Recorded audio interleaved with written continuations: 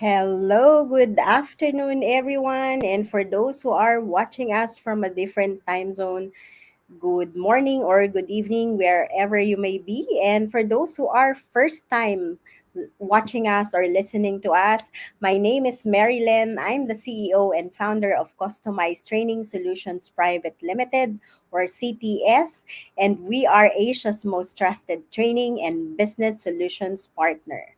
And so we create programs that adds value and impact for leaders to stay relevant, adapt to the next normal or whatever you might want to call that, and ensure the performance of a hybrid team.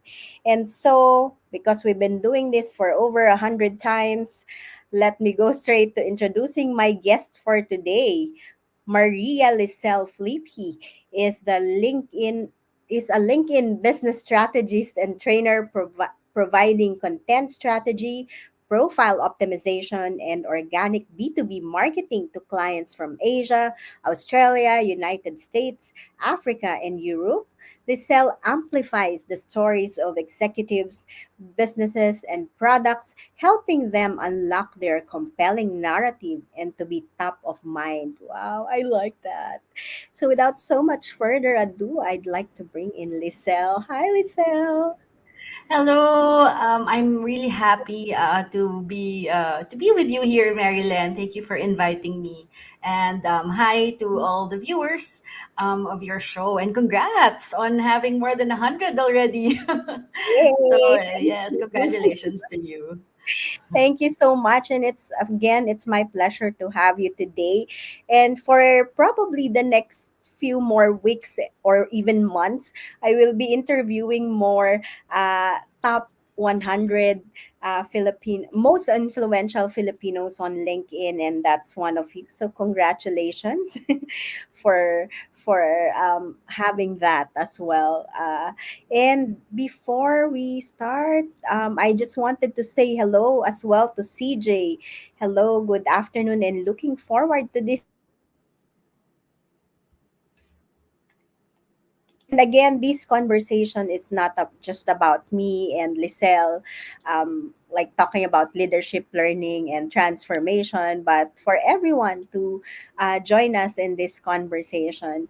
And obviously, because we're in the same top 100 most influential leadership, so that's how I knew Liselle. And so, if you'd like to add more from what I have already shared on what you do, please do so.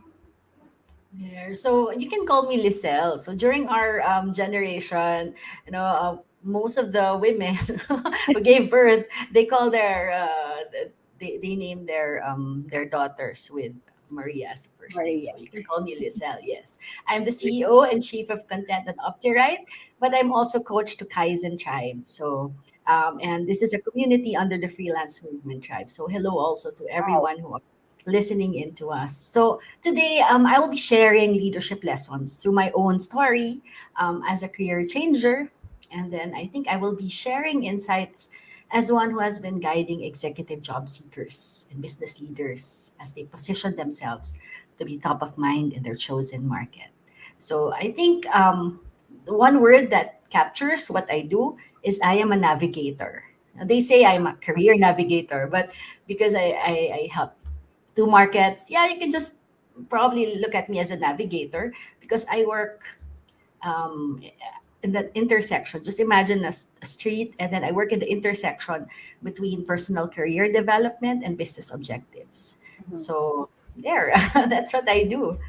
And that's important for entrepreneurs like us, right? Having to know how we can actually communicate, how we can add value to the customers is really like a must for us as well. And even those like I understand that you're not only like specializing on helping executives and business owners, but also like individuals who are transitioning to a new Indeed. career perhaps, right? So that's gonna be an exciting conversation, especially around leadership, because both leaders will require like help on amplifying uh, their profiles, their presence, not only in LinkedIn as a person as well, right? As a leader as well.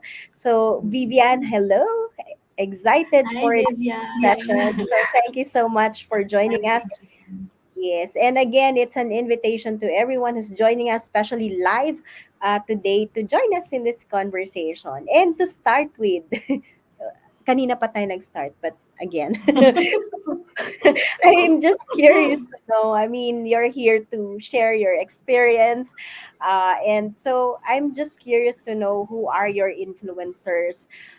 What are your favorite leadership styles, if you have any, that, leads you, how you define leadership for you today? Okay. So my leadership style, I feel like it's largely influenced by my previous experience. So I cannot really cite a book, an author, or a particular model because for me, leading is experiencing it together with people. So I was born a performer rather than a leader. So I'm in a family of singers. So you know how Wow. it is when you're a child and they know that you can sing, so you would always be asked to sing, right? So during elementary school, I was also being asked to be the MC or to join the choir, etc. So I guess the leadership philosophy there is whatever happens, the show must go on, right? Wow. So that's something. And when you perform, even until now when I perform, I'm still scared. But when you reframe it and then you see, okay, you do it for the audience. So that's one of the things. Then when I joined yeah, the workforce, my second job was working for the social action office of De La Salle College of St. Benilde. I was there for nearly 10 years. So I was one of the youngest administrators, and then they gave me the task of handling advocacy programs, social development, and faculty outreach. So there are three challenges that time. So first is we want the students to care about social issues that they Mm-hmm. may not personally face, right? So they don't really face, well, I cannot say that they don't really, but that's one of the challenge. Second is we want the faculty to work with them. So imagine I am asking the faculty who became my teachers, and I was the youngest administrator. So why would they listen to me? Right? So we need to work with them because there's just too less of a time to make a Mm-hmm. difference. And third is we want the community whom we are helping to understand that we're not just there to do this for the sake of, right? So we have to win all those three. And what I realized doing social development work is Mm-hmm. that to lead, and if we want change to happen, and if we want it to be lasting, it should be driven by the people who are affected by it. Okay, so I think those in social development would know this, the bibingka method. So when you cook a bibingka, you should not just cook it from the bottom up, right? Mm-hmm. From the Mm-hmm. top up. So you lead from above and also below.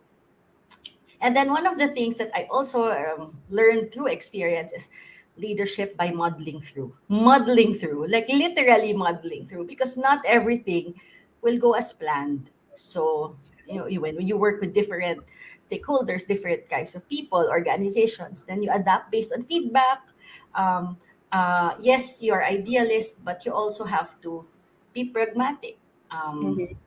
and you celebrate small, consistent, and incremental progress because these Mm-hmm. are lives that we're talking about. It's not like chess pieces that can go move like whenever you want, right? Then when I work in Singapore, I did not have any connections with companies. Like I was there with friends, but it was my first time to experience being a freelancer. And while I was waiting for to get in an interview, then I realized that as long as you can provide a solution to a problem, you will not grow hungry. So that's what I realized there. And working in a different country where you're not a national of, then you know that you are not a priority. So you have to stand out. You cannot rely on other people to figure out what's in you for them. So you have to carry yourself. Then I guess when I worked in Metrobank Foundation, I worked for a corporate foundation. I realized the power of note taking. I was telling you earlier, Marilyn, right? So Mhm. whenever I have interviews, I would really just write notes. My my team leaders in Kaizen know that I'm a person who really like writes notes. So that's where I learned the power of content strategy, because we have different people that we'd like to talk to, the communities, we have our funders, the principals who gave money, they want to see the impact of their grants, and then we have to move as a unit, because there's so much to do in so little time. So I think when I married my husband, Michael Philippi, who's Dutch, and we're based here in Manila, and we decided to settle here, I owe my business sense to him. So imagine, I've been like in corporate, an employee forever, and then my husband who has this business sense, and I would always say, "Oh my goodness, why would I think about these things?" But really, I'm lucky because he is there to challenge what I thought was not possible. So he's the one who told me to see potential in everyday things. And yeah, nothing is impossible. So I guess now that I am, now that we own an agency together, which is Up the Right, and I'm a coach to Filipino freelancers, that's where I have accumulated my experience. And yeah, the hashtag that they know me for is progress over perfection, and getting more Filipinos to become game changers, whether they're job hunting or they want to amplify their business to a more global audience, because we can. So there. Wow, I love that message. And if I were to choose three, like the top three of what you have shared in your story and in your experience, and again, like a lot of the things that we are today or we do today, right, is based on the experience that we have, how we learned from it. And I really love like these 3 points which you've mentioned on being pragmatic, knowing how to manage stakeholders, because that's how it is, right? We build businesses, communities, we work with partners, we collaborate, and all those stuff. And so that means we need to know how to deal with the different types of people in our lives, right? Which we call stakeholders as well. And of course, part of that is again like what I've been highlighting as well, even from the introduction of how can you be adaptable and agile enough, right? Like what you've said, the show must go on. And that's how even like live like in their interviews happens, right? Like there were times that there Yes. will might be like technological issues that we face, but again the show must go on. And that's the same thing with life, with leadership, right? And so I'm curious to know, I mean, you've shared quite a number of things based on your experience from academe to moving to your now like dealing with most business owners, freelancers, right? Building those communities. So I'm just curious to know, from working in the academe corporate world, what would be the top problems that most leaders do face? That's a good question. I think to answer that, we all have to see ourselves as we're a leader. Mm-hmm, Whether or not we're a leader of one, whether mm-hmm, we're just a leader of ourselves or we're a leader of a team, mm-hmm. but we are all leaders. Second is, when we face career change, there has been a lot of significant developments.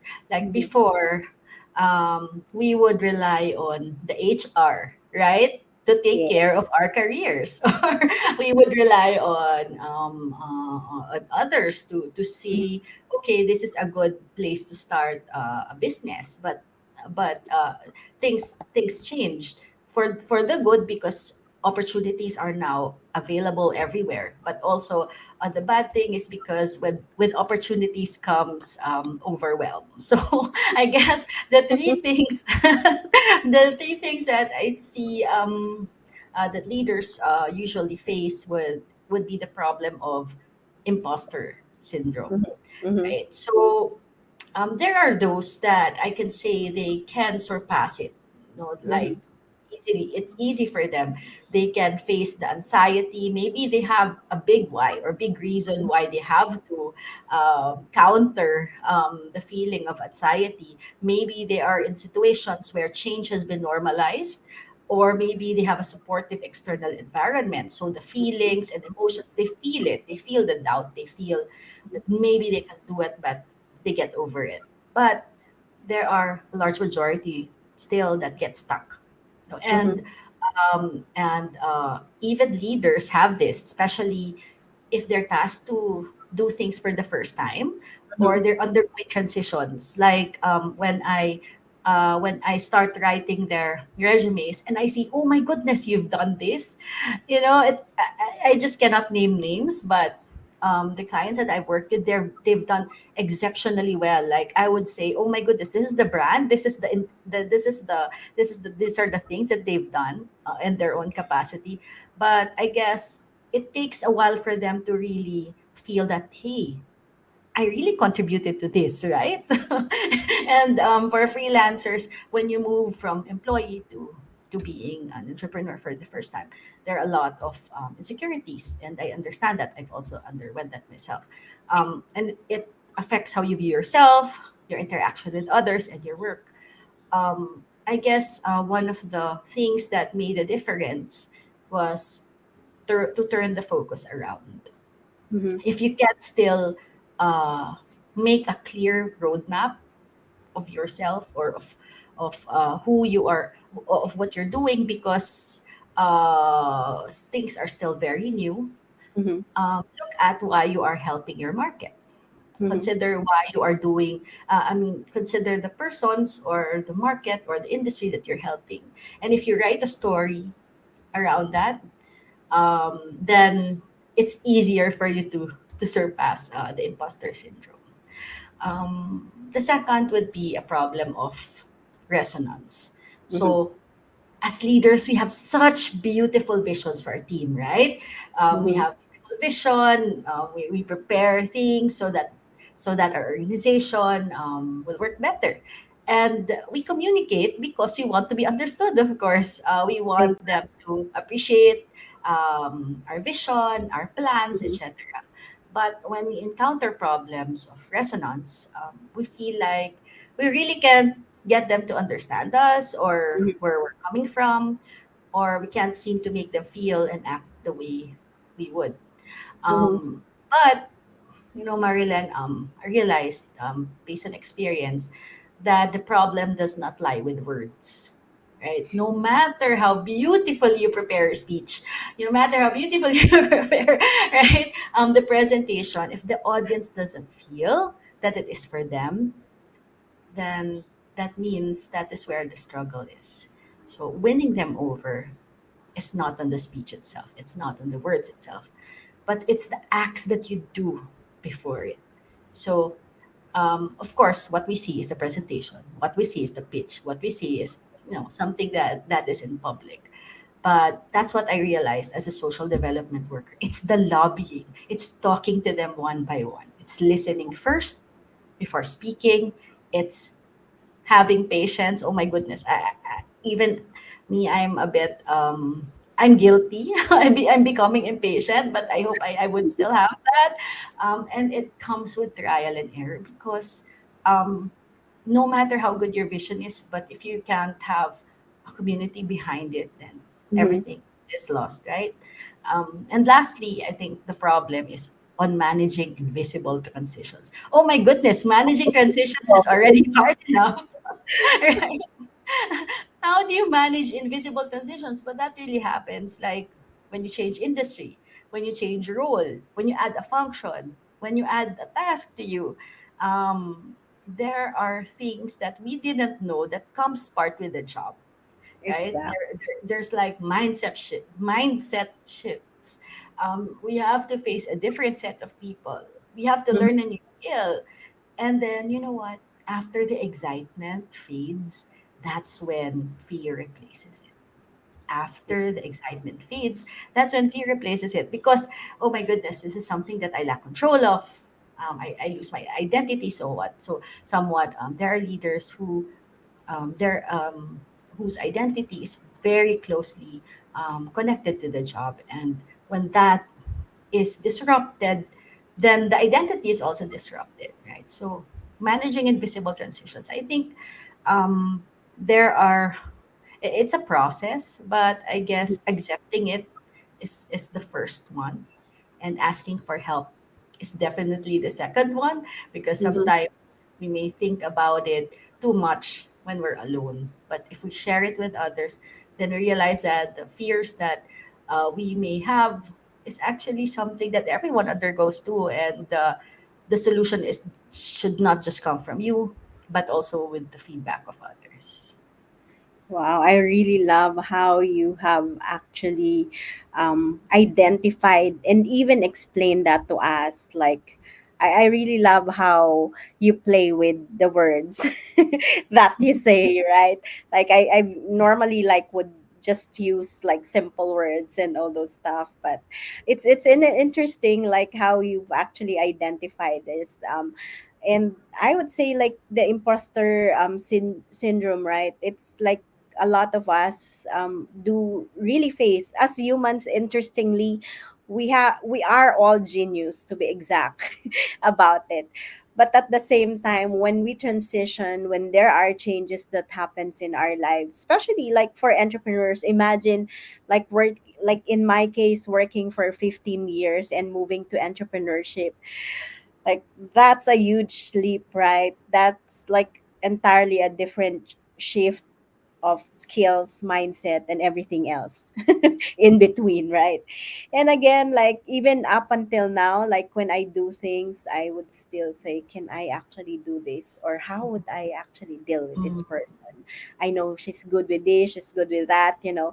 And then we tend to have that doubt, and eventually, like the managing the invisible transition, as you mentioned, it's really like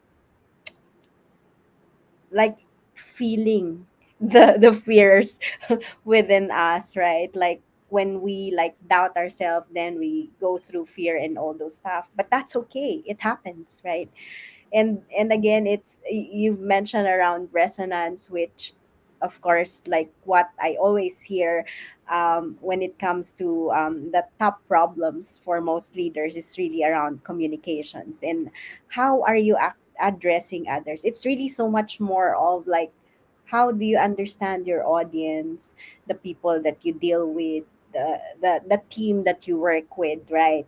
It's really so much of that rather than like I am so afraid to make mistakes and all those stuff, right? So I really appreciate all those reminders and all these things. And before you give us the I would say, how can we address it more? I would say, like, of course, we don't want to leave them with these problems, right? We want to give them also solutions, which leads to my next questions later. But before that, we might have some questions here from CJ. I love that social development. In what ways can leader leverage their positions to promote inclusivity and diversity as part of social development agenda? And this brings back to the earlier question. I'm sorry it was delayed. So, would you like to answer this question from CJ? Thank you, CJ, for that wonderful question. Now, CJ is an agency owner, and she's very perceptive. So, thanks for that. So, I guess promoting inclusivity and diversity, it's first coming from a perspective of you. There's no one solution to a single problem.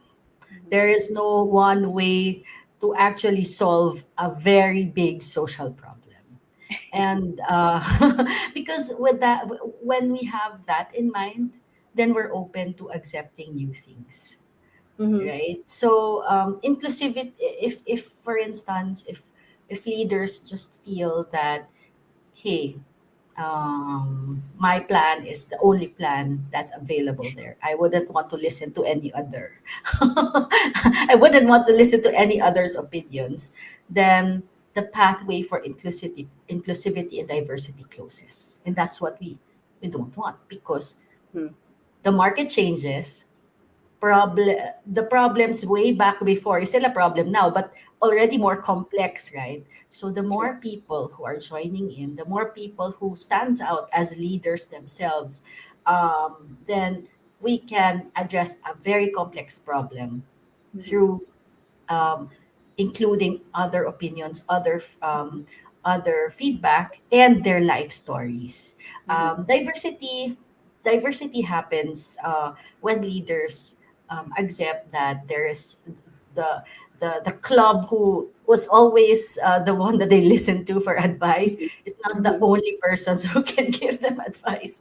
Then that's when you hear from others' opinions, right? So I guess that's the first thing that as leaders we can do, and being Thank you. mindful of that. Yeah, thank you for that. And I hope, CJ, that answers your question. It's a great question. And thank you once again for joining us in this conversation. And I just want to say hi to Sarah Beth, who's actually uh, cheering up for you. Go, Coach Hi, Liz. Sarah. And CJ, thank you for like noting down your lessons around this conversation, the three things or problems that leaders do encounter again, which we summarized earlier, which, as she said, she can relate much. And tick the boxes, face purple, crying. Thank you. And Dudu, thank you, Coach Lees. You have a lot of fans here, so thank you for bringing in your your connections to this Shout out to the guys conversation. in Tribe who's here. And so that leads me to my next question. Like I said, of course, we don't want to leave them with the top problems, but also, Mm, like, so how do we deal with these top problems? And that probably like goes to my next question. What are the important leadership skills or capabilities that they must have in order to continue to lead more effectively? And based on the work that you've been doing with executives, with entrepreneurs, and people who are transitioning, and again, like a lot of these are happening, and a lot of people needs this nowadays because the pandemic has shifted a lot of things, right? Let's face it.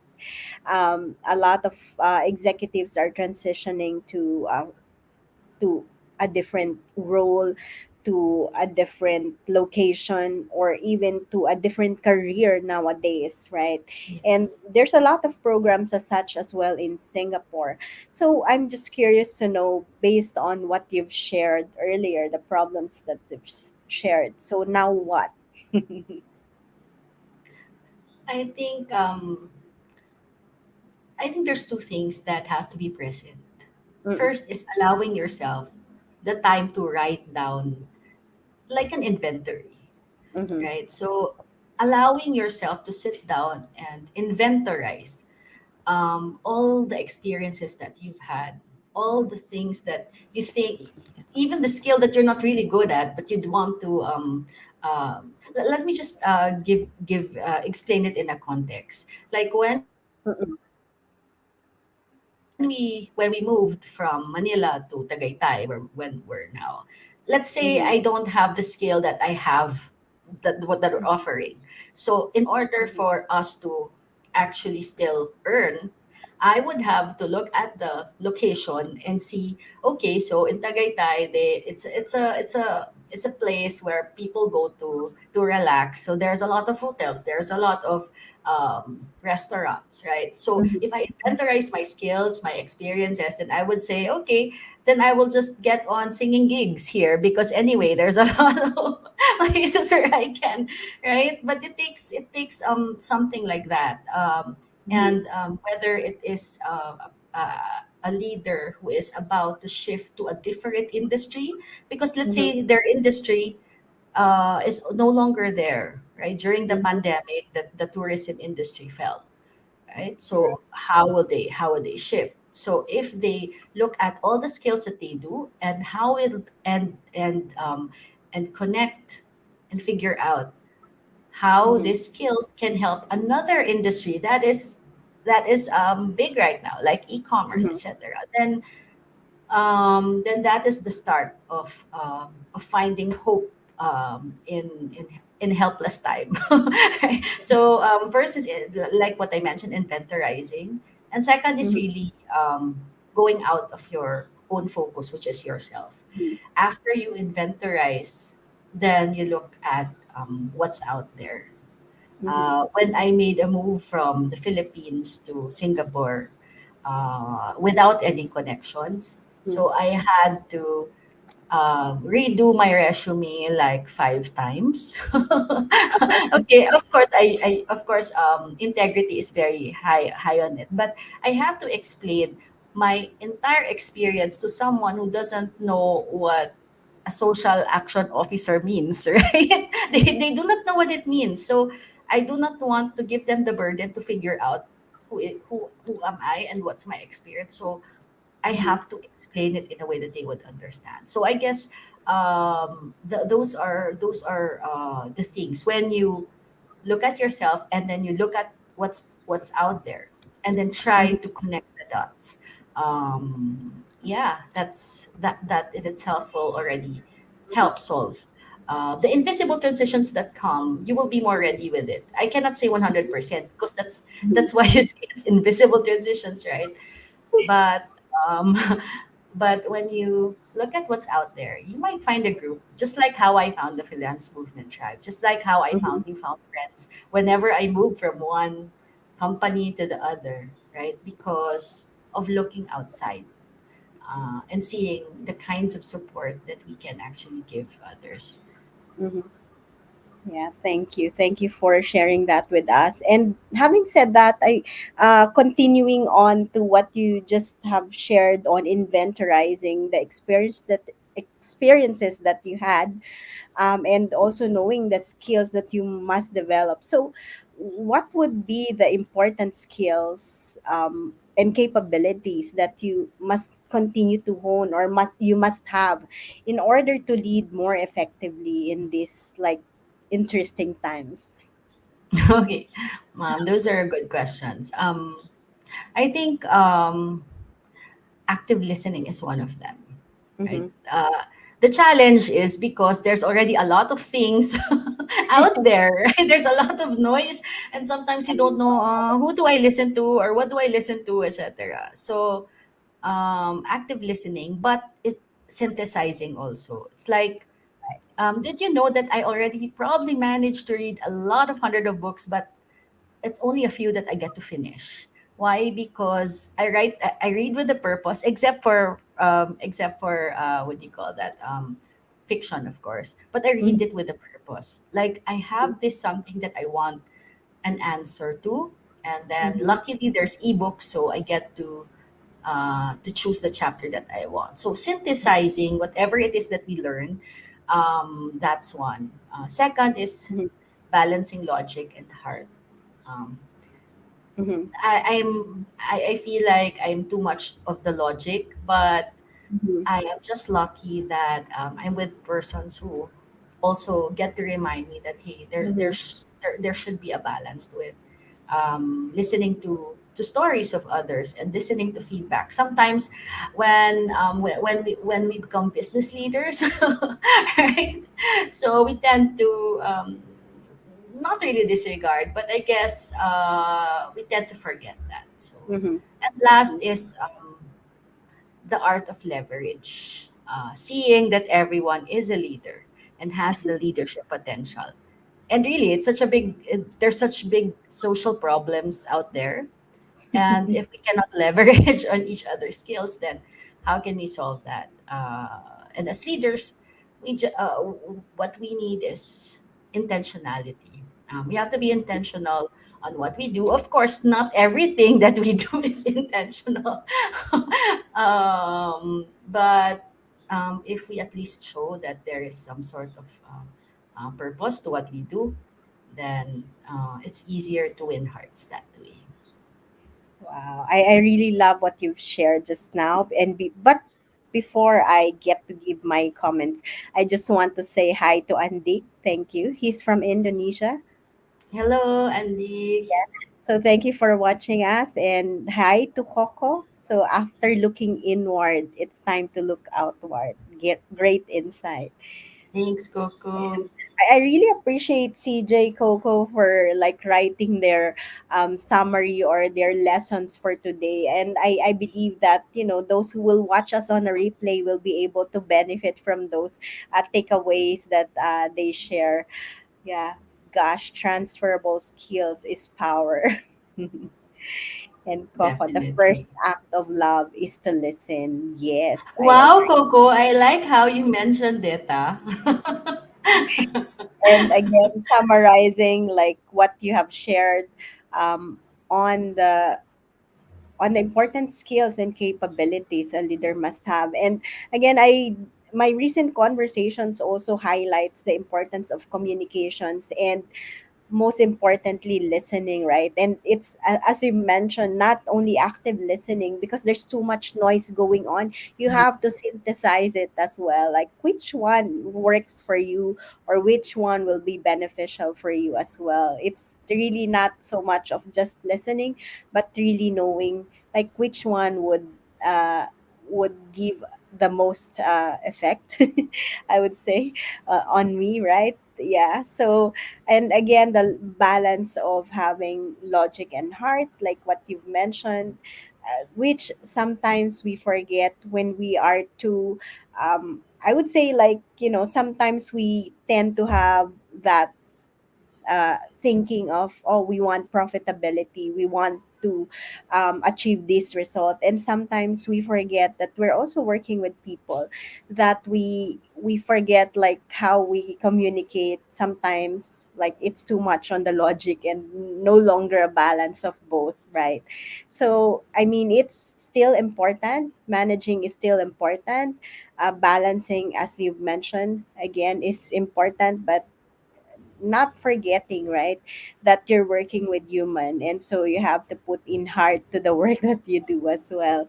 And I really love the art of leverage, and that's how my business is always have been created. I leverage a lot on strengths of the partners that I work with.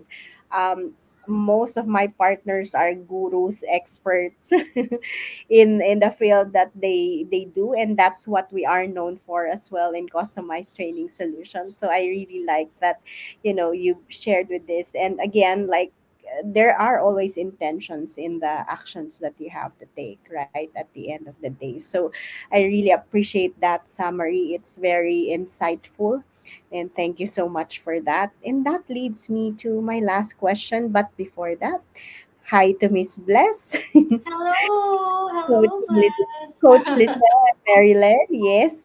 And then Chini, Hello, I hope, Jean. yeah, thank you for sharing, Coach Liz. This is insightful for us. And Andy, hi too.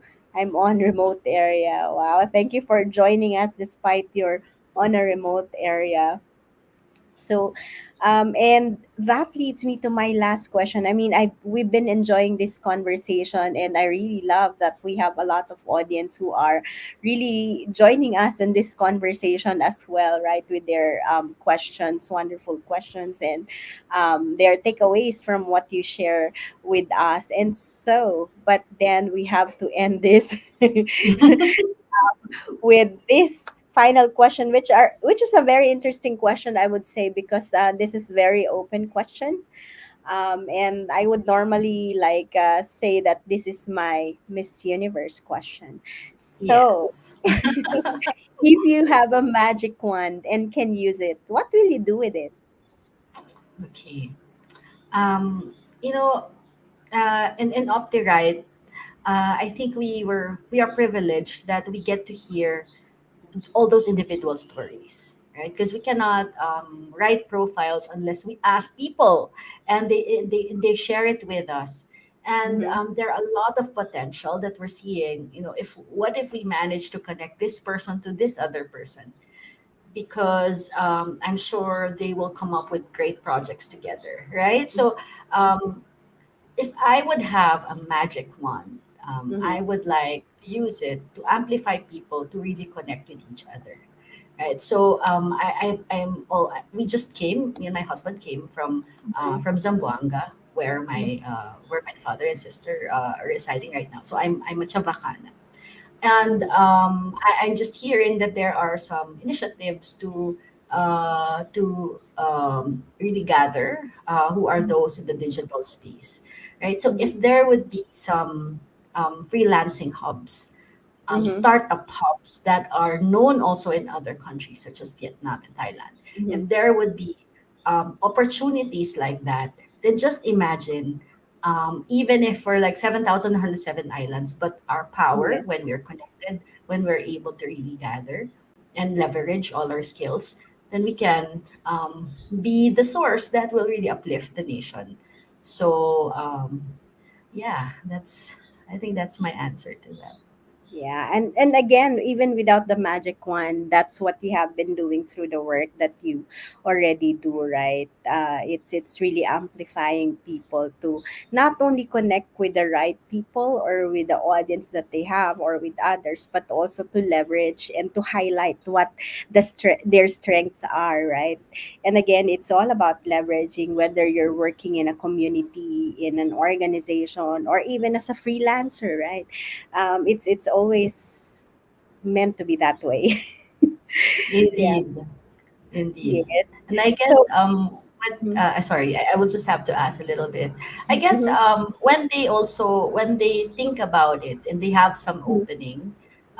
openness to leverage the expertise of others, then Mhm. we as content strategists, we look at it at fresh eyes, right? So that's how I get to help our clients too, because we look at it at fresh eyes. We connect the dots Yes. because we work with really exceptionally expert people, just like you, Marilyn, right? I They're know, so good. right? They're so good in what they they're so good in what they do, but they just need help on how they can resonate with people. So I guess Exactly. that's the power of what we do as writers and as Yes. profilers.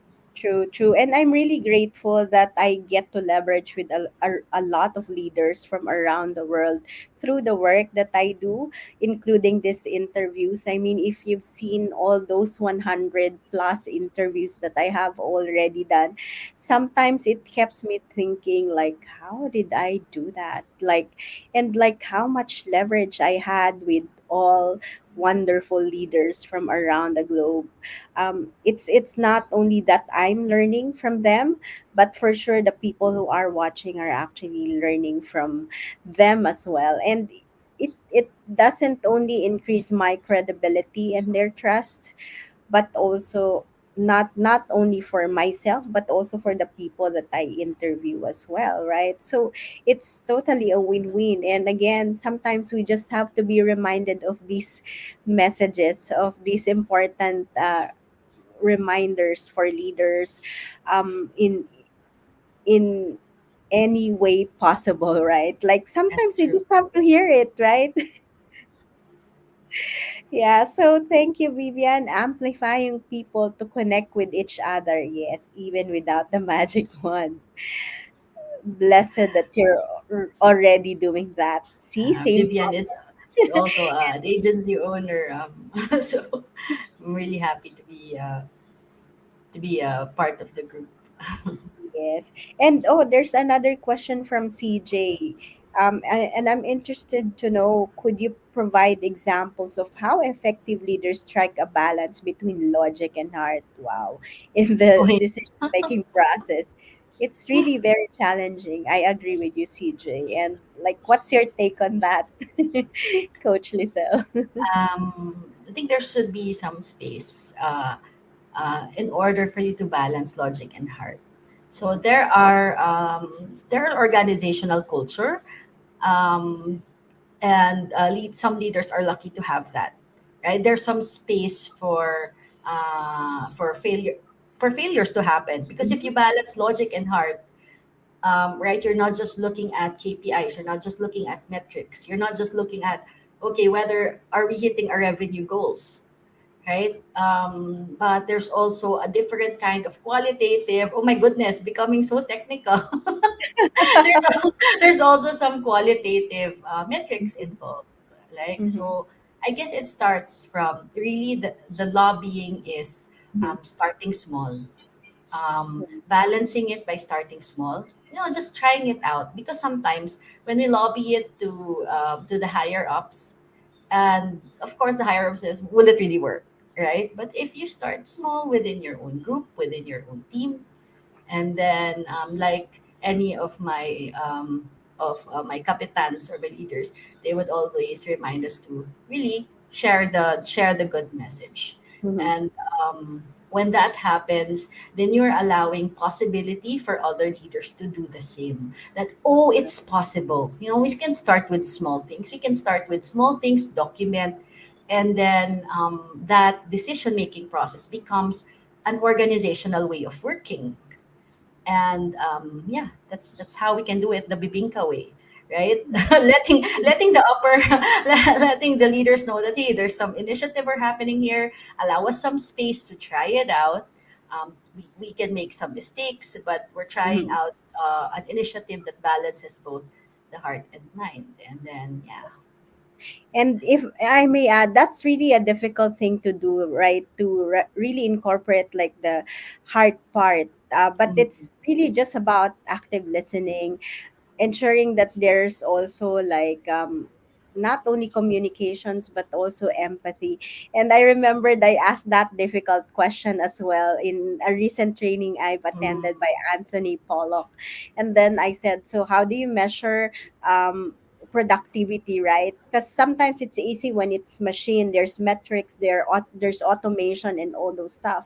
But when we're talking about people training, sometimes it's kind of difficult to also know the ROI and how to balance that and how to measure all those stuff, right? But it's interesting, like I came from the hospitality industry. So sometimes they measure that through the smiles, not only of the employees, but also of the guests, through the positive comments that you receive. But again, there are ways, but sometimes it's kind of like, again, it's difficult to to measure, but you'll know when you're there, when there's a balance of both, right? Because like people are also happy because we're human at the end of the day, right? Human is an emotional uh, uh, human is full of emotion. That's what makes us different from others, right? So yeah, so it's all about balancing and incorporating all those as well, right? Yeah, So I think it's possible. It's just that we're more used to quantitative measurements, but yes, there are already qualitative measurements to see that. Siguro, exactly. one example, I guess, whenever you need people, they come, Hmm. right? So True. they attend, they come because they know that there's relationship, that you formed relationships with them. So actually, Exactly. that's one of the things, whenever I set a meeting, and then when Mhm. they come, that's already something that I think, yeah, one Yes, of the that's like measures. one of the measures already. Thank you for sharing that with us. And thank you, Kat and Web Accessibility Philippines for the love. And again, for those who have joined us today live, Coco, CJ, Vivian, Chini, Andy, Bless. Thank you for participating with us. And as much as I would like to speak with you more, we have to end this session because I have forgotten that it's a public holiday in Singapore. So to all Singaporeans and those who are here in Singapore, happy National Day. And I'm Happy really glad National Day, to meet you Singapore. live today. So thank you so much again, Liselle, for your time, for your wonderful insights. It's been a meaningful conversation with you. And my children are starting to knock on the door. Thank you everyone for watching. Marilyn, can I just give them a small invitation? Oh So yes, it will please, just please take do like 30 so before seconds. we end. Yes, yes, yes. So I forgot they, about your promotions or yeah. anything that you'd like to share with us.